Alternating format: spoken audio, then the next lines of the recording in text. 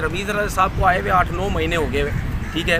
एक काम भी मुझे ऐसा बता दें, सिर्फ एक काम, कोई भी ऐसा बता दें कि जो वाकई बोले कि जी पाकिस्तान क्रिकेट बोर्ड का चेयरमैन आया था और इस बंदे ने ये काम किया।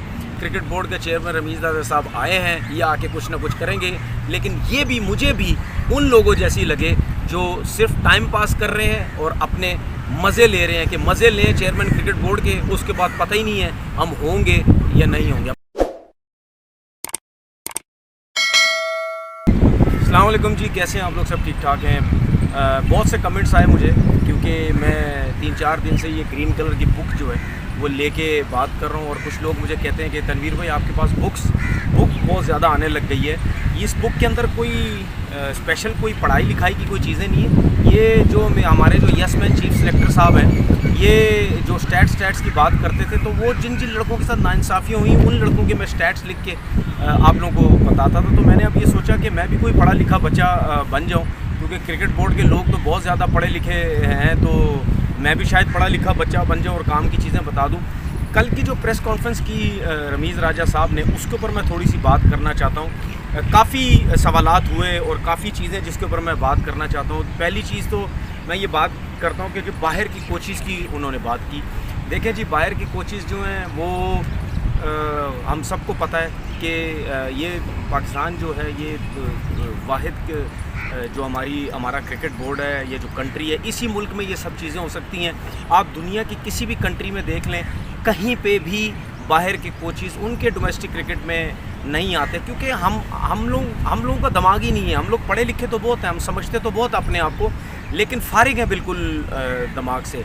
कहीं पे भी देख लें, इवन बांग्लादेश जैसी, वेस्ट इंडीज़ जैसी, आयरलैंड जैसी, नेपाल जैसी, चले नेपाल फिर भी कह सकते हैं कि बहुत ही मतलब क्रिकेट के मामले में बहुत ही हल्का मुल्क है, लेकिन जो पाकिस्तान से भी नीचे कंट्री है जिनमें क्रिकेट होती है, उनमें भी उनके लोकल अपने कोचेज़ हैं, क्योंकि कहीं भी दुनिया में ऐसा नहीं होता। हर कोई अपने कोचेज़ को प्रमोट करता है, अपने कोचेज़ को प्रमोट करने के बाद वो बताता है कि वाकई हमारी क्रिकेट बोर्ड के अंदर ऐसे कोचेज़ हैं जो और कंट्रीज़ में जाके काम कर सकते हैं। अच्छा, ये जो रमीज़ राजा साहब ने प्रेस कॉन्फ्रेंस की है ना, मैं ये चाहता था कि इनके साथ कोई ऐसा बंदा बैठा होना चाहिए था जो इनको काउंटर करे कि भाई आप किस किस्म की बातें कर रहे हैं। और आप सारी प्रेस कॉन्फ्रेंस उनकी सुनिएगा, हर बात का उन्होंने जवाब तसल्ली से दिया है, जो उनकी अपनी मर्ज़ी का जवाब था। अदरवाइज़ जो उनकी मर्ज़ी का जवाब नहीं था, उन्होंने टाल मटोल करके आगे पीछे कर दिया। अच्छा, उसके बाद बात हुई जी, इन्होंने जवाब दिया जी कि बच्चे हैं पाकिस्तान टीम के प्लेयर, बाबर आजम अभी 26 साल का है, उनके ऊपर अटैक मत करें, वो तो भी बच्चे हैं। रमीज़ राजा साहब, ये पाकिस्तान टीम है, किसी की घर की टीम नहीं है। 20 साल का हो, 19 साल का हो, 26 साल का हो, 136 साल का हो, सबको पैसे मिलते हैं, सब पाकिस्तान से खेलते हैं, सब ने स्टार लगाया होता है, सब ने मैचेस जितवाने हैं। क्रिटिसिज्म बर्दाश्त करना है, जब अच्छा खेलोगे आपको सपोर्ट भी की जाएगी, जब नहीं अच्छा खेलोगे तो आपको बुरा भला भी बोला जाएगा। आप उल्टा चेयरमैन होके उनकी सपोर्ट कर रहे हैं, उनको बैक कर रहे हैं, ठीक है ना, क्योंकि उसकी वजह ये है क्योंकि उनको जब क्रिटिसाइज़ किया जाएगा तो आपके ऊपर प्रेशर आएगा, क्योंकि आपके होते हुए भी अगर क्रिटिसिज्म टीम के ऊपर हो रहा है तो आपकी भी छुट्टी होने के चांसेस हैं। उसके बाद जी मेरे ऊपर आने की क्या ज़रूरत है, ये है वो है। भाई आप अगर चेयरमैन हैं, अगर आप सही काम नहीं करेंगे तो आपकी छुट्टी होगी, ये जगह किसी की नहीं है, ठीक है। उसके बाद आप कहते हैं जी शहबाज शरीफ साहब तो वो वज़ीर आज़म साहब हैं, अगर वो मुझे हटाने की कोशिश करेंगे, लेकिन अगर मेरा काम अच्छा हुआ, ये फैंस मुझे चाहते हैं। रमीज़ राजा साहब, ऐसा इस मुल्क में कभी नहीं होता। आप चाहें या ना चाहें, जो भी वज़ीर आज़म आता है वो अपनी मर्ज़ी से ही क्रिकेट बोर्ड का चेयरमैन लेके आ सकता है। हाँ, बाकी अगर आपकी सेटिंग है आगे पीछे तो फिर आप चलते रहेंगे। फ़िलहाल मेरी नज़र में अगर इमरान खान साहब आपको लेके आए थे, जो आपने बोला ना कि उन्होंने मेरे से बात करना ख़त्म कर दिया, मेरे ख्याल में सही ख़त्म की है। अगर वो आपको लेके आए थे और जब आप वो गए थे तो आपको पहली फुर्सत में चेयरमैन क्रिकेट बोर्ड की जो जॉब है वो आपको छोड़ देनी चाहिए थी, लेकिन आपने ऐसा नहीं किया। उसके बाद जी कि क्या कहते हैं उसके बाद क्या जी, ड्रॉप इन पिचेस की आपने बात की।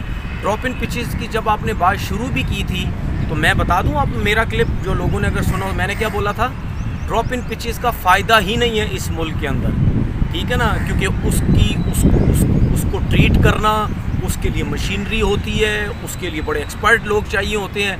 मैं यही तो कहता हूँ, मुंह उठा के सारे बातें कर देते हैं, जब पता चलता होना कुछ भी नहीं है। आ गए ना अपनी लाइन पे सारे, मट्टी मंगवा रहे हैं ना, हाँ मट्टी वाली आप बात करो, हम आपका साथ देते हैं। मट्टी आप दुनिया के किसी कोने से मंगा लो, चांद से मंगा लो मट्टी। जो चीज़ हो सकती है, जो चीज़ आ सकती है, उस बारे में बात करो। मंगाओ मट्टी कहीं से मंगाओ। पाकिस्तान की पिचेस अगर अच्छी करनी है करें, अच्छी बात है। ये आप जो करना चाह रहे हैं, जो चीज़ समझ आती है उसकी ज़रूर हम तारीफ़ करेंगे। अच्छा, उसके बाद जो है गवर्निंग बोर्ड की बात हुई जी। गवर्निंग बोर्ड में जाहिर सी बात है, जो जिस तरीके से मैंने कल बात की थी कि गवर्निंग बोर्ड के अंदर जो उनके अपने लोग बैठे हुए हैं, तो वो कहाँ से फैसले कर सकेंगे डिपार्टमेंट क्रिकेट के या इस टाइप के? ये तो कभी भी नहीं हो सकता। उनके अपने लोग बैठे हुए हैं, तो कहाँ से चीज़ें बेहतर होंगी।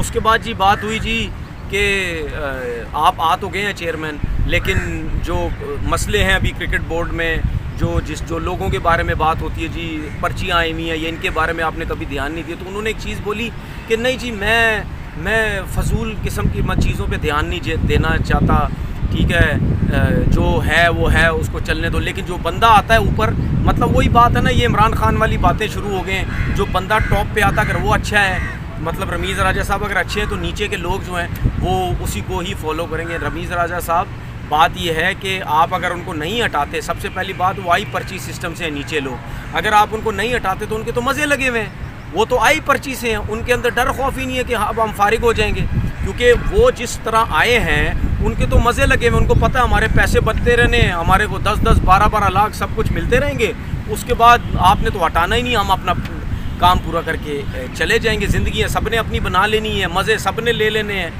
ठीक है ना। उसके बाद उनकी नौकरी ख़त्म हो, जिस मकसद के लिए आए थे पैसा कमाने के लिए, वो उन्होंने कमा लेना है। फिर उसके बाद बात हुई जी पाकिस्तान की 2 टीमें होनी चाहिए जी।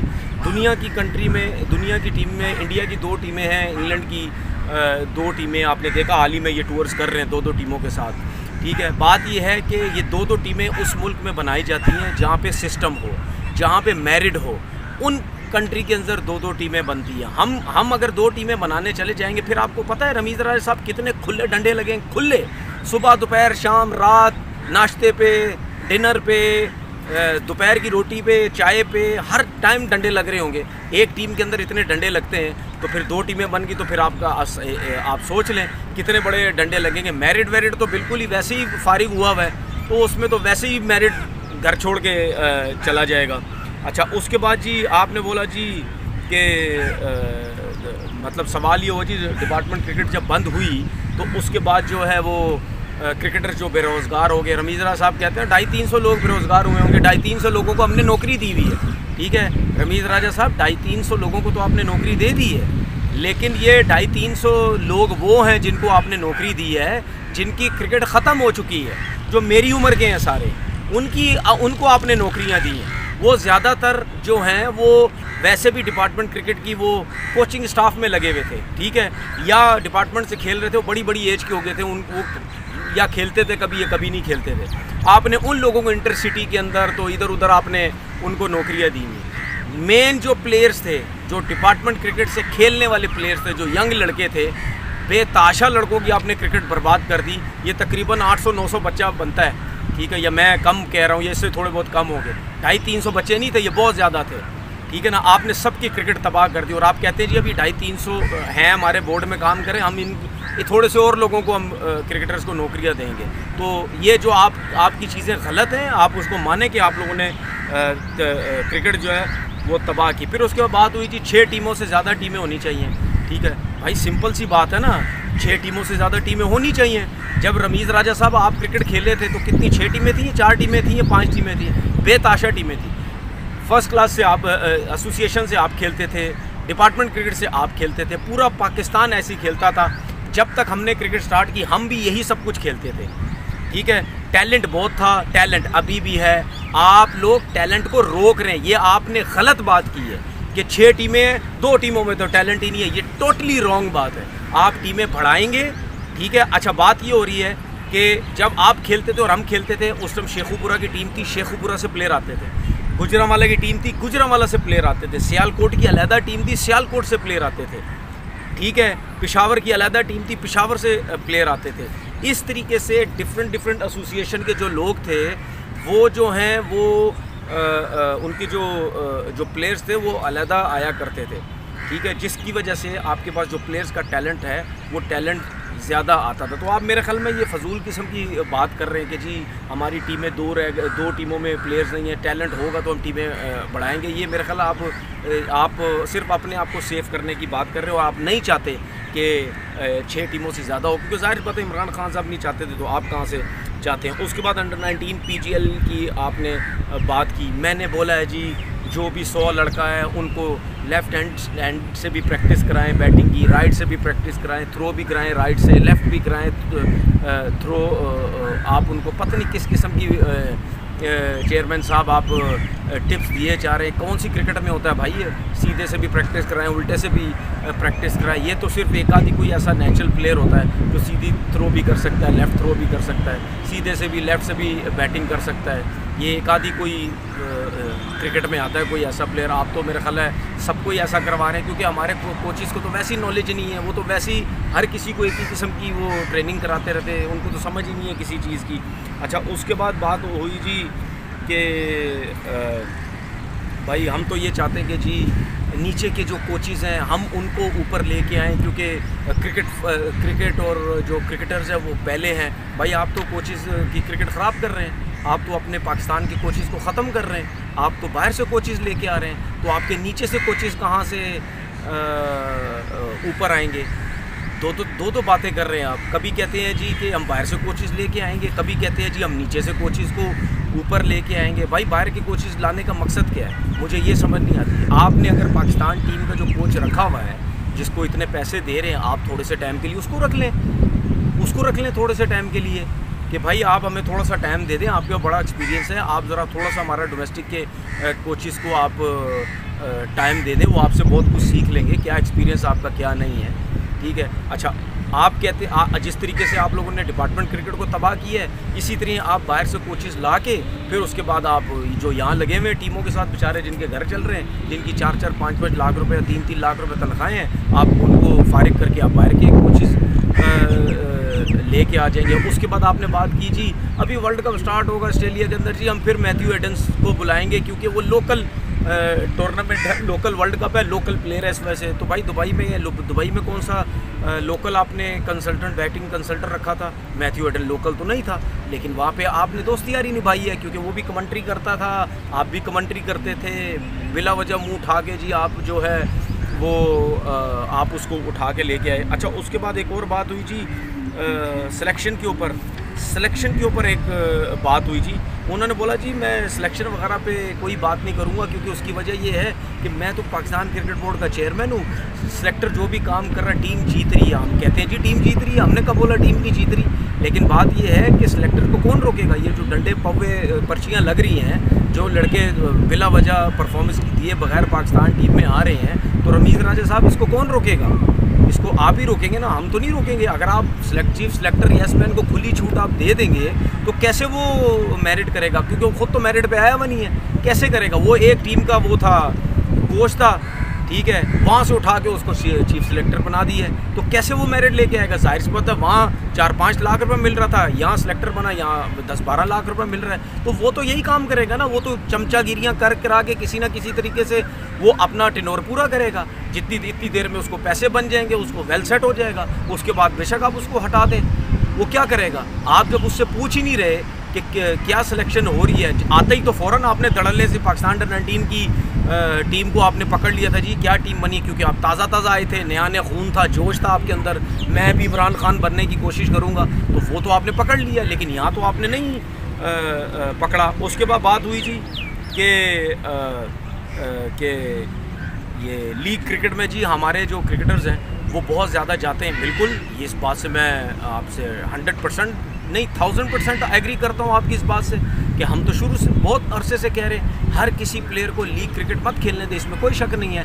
दुनिया की जो भी थकी हुई लीग होती है, दुनिया की जो भी फारिग लीग होती है, उस फारिग लीग के अंदर आपके प्लेयर चले जाते हैं क्योंकि उनको पैसा नज़र आता है। दुनिया की हर लीग के अंदर आपके प्लेयर सबसे ज़्यादा हमें नज़र आते हैं। किसी और कंट्री में देख लें, ना साउथ अफ्रीका के नज़र आएंगे, ना ऑस्ट्रेलिया के नज़र आएंगे। इंडिया के तो खैर जाते ही नहीं है, ठीक है, वो तो वैसे ही कहीं नहीं जाते, अपनी IPL के अलावा या इंटरनेशनल ड्यूटी के अलावा कहीं नहीं जाते, क्योंकि उनको वैसे ही पैसा इतना मिलता है, ठीक है। आपके प्लेयर हर जगह भाग रहे होते हैं क्योंकि आप लोगों का फॉल्ट है। आप लोग उठा के हर किसी को NOC दे देते थे, और NOC आप इस वजह से देते थे, कहीं ना कहीं शायद आप मजबूरी भी थे कि भाई हमारे मुल्क में क्रिकेट नहीं हो रही, हम दुबई नहीं भेजेंगे लीग में, फ़लानी जगह नहीं भेजेंगे, बिग बैश में नहीं भेजेंगे, इधर नहीं भेजेंगे, ठीक है, हमारे ताल्लुकात ख़राब हो जाएंगे, क्रिकेट हमारी हो नहीं रही, हमारे ताल्लुकात भी ख़राब हो जाएंगे। सिर्फ 1 से 2 आपने लीग चूज़ करनी थी, ठीक है, या बिग बैश चूज़ करते या काउंटी क्रिकेट चूज़ करते, जिस तरीके से आपने बात की।